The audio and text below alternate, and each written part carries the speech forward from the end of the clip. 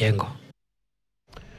Kilimo cha ufugaji wa ng'ombe wa maziwa kaunti ya Murang'a kinaonekana kudidimia kutokana na madai ya serikali ya kaunti hiyo kutowalipa wakulima. Hali hii imesababisha wafugaji wa ng'ombe wa maziwa kuanza kuuza mifugo wao nje ya kaunti hiyo.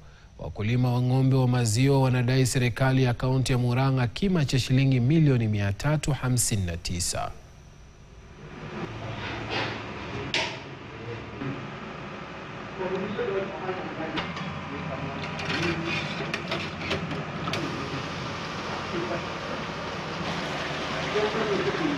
Tumenyanyaswa na kutolipwa pesa za maziwa, na MCCU inatudanganya italipa na hailipi.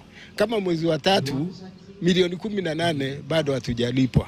Kwa hivyo mkulima badala ya kufaidika na kupata motivation ya kufanya kazi, kama tunafungwa mikono.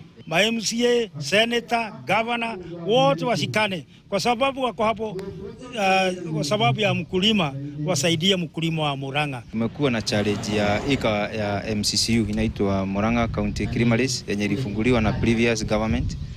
Tulipata ikiwa na madeni mingi, na vyenye tulikuwa tukifungua tukilaunch tuliwaahidi 40 million. Governor Dr. Ogo Kang'ata alipeana 15 million first budget, yenye tumekuwa tukiwauliza watupatie venye walitumia ama matumizi, watupe breakdown ya venye walitumia hiyo pesa, na ni kama wameshindwa kutuelezea. Tumepatiana maziwa kwa factory lakini mkulima hajapata malipo, na kwa hivyo ni vizuri vile ameeleza, na sisi kama county government na kama mwakilishi wao nimeweza kupeleka malalamishi yao, na tuko kwa mpango wa kuhakikisha wamepata haki yao.